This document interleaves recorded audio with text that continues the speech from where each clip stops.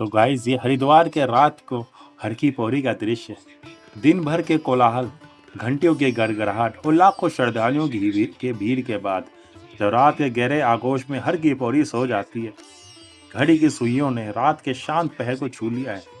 आप और हम इस समय इस हर की पौड़ी के मुख्य घाट की संगमरमर के सीढ़ियों पर चुपचाप बैठे हैं। आइए इसे महसूस करते इस अद्भुत और अलौकिक रात्रि के उस जीवंत दृश्य को। चारों तरफ फैले सन्नाटे के बीच ब्रह्मकुंड और घाट के किनारों पर जलती मध्यम सुनहरी दूधिया लाइटें इस तरह चमक रही थी कि आंचल में हीरे और स्वर्ण जड़ती हैं। जब इन लाइटों की परछाई गंगा के गहरे शांत और काले पानी में पड़ती है तो पानी का हर एक लहर किसी कांच के टुकड़े की तरह दमक उठता है। ऐसा लगता है जैसे आसमान के सारे तारे टूटकर गंगा की गोद में आकर सो गए हो।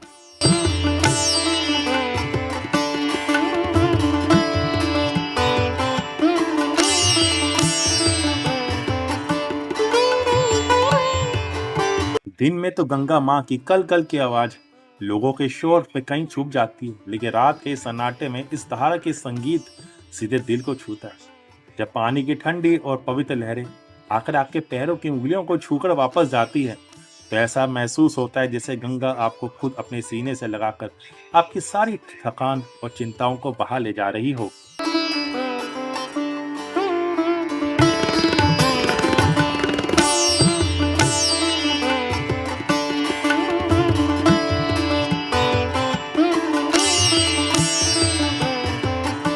अंधेरे के इस चादर के बीच कोई दूर बैठा अकेला भक्त गंगा माँ के छोटा सा आटे का दिया प्रवाहित कर रहा है। वो जलती हुई नन्ही सी लो पानी के बहाव के साथ धीरे धीरे आगे बढ़ रही है।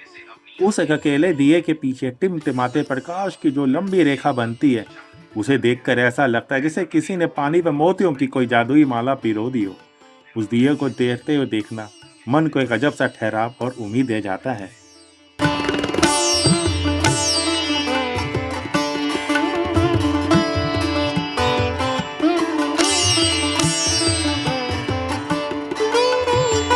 हरिद्वार की हर की पौड़ी में स्थित इस हवन कुंड के पास कुछ पल आंखें बंद करके बैठते हैं तो घी, कपूर और औषधीय समिधाओं की महक आपकी सारी मानसिक थकान और बेचैनी को खींचकर दूर कर देती है। अग्नि की वह मध्यम आंच और मंत्रों की गूंज से उपजा कंपन दिल को एक अजीब सा ठहराव देता है। ऐसा महसूस होता है जैसे शरीर का हाल शांत हो गया है और आत्मा पूरी तरह से निर्मल हो गई हो। यह हवन कुंड सिर्फ एक स्थान नहीं बल्कि वो दिव्य ऊर्जा केंद्र है जो इंसान को उसके मूल स्वरूप से जोड़कर शांति से भर देता है।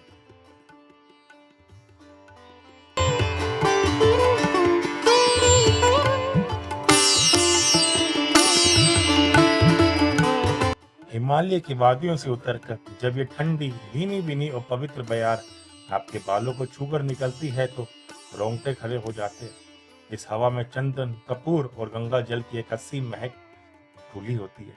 आप घाट के सीढ़ियों पर पीठ लगाकर बैठे जाते हैं और ऊपर खुले आसमान को देखते हैं जहां तारे टिमटिमा रहे और नीचे गंगा नदी बह रही है।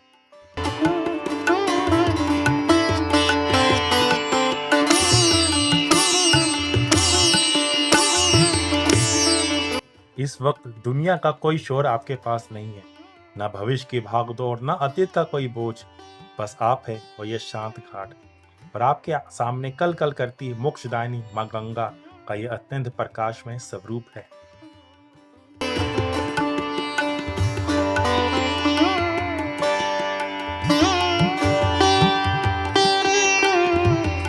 यहाँ बैठकर ऐसा अनुभव होता है कि मानो जीवन की उलझनें कितनी छोटी है और ये शांति कितनी बड़ी और सच्ची है। बस मन यही करता है कि यहीं ठहर जाए और सब कुछ पा लिया हमने अपने जीवन में। जय गंगा मैया की।